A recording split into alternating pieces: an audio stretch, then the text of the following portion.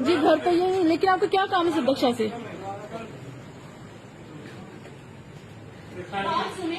आप इस तरह से क्यों आ रहे हैं?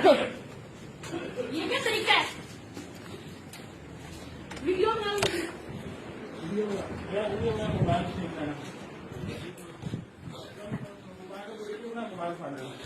आपने मेरा मोबाइल नहीं पकड़ना। ये जाति के सरदार का घर है, आपको शर्म आनी चाहिए।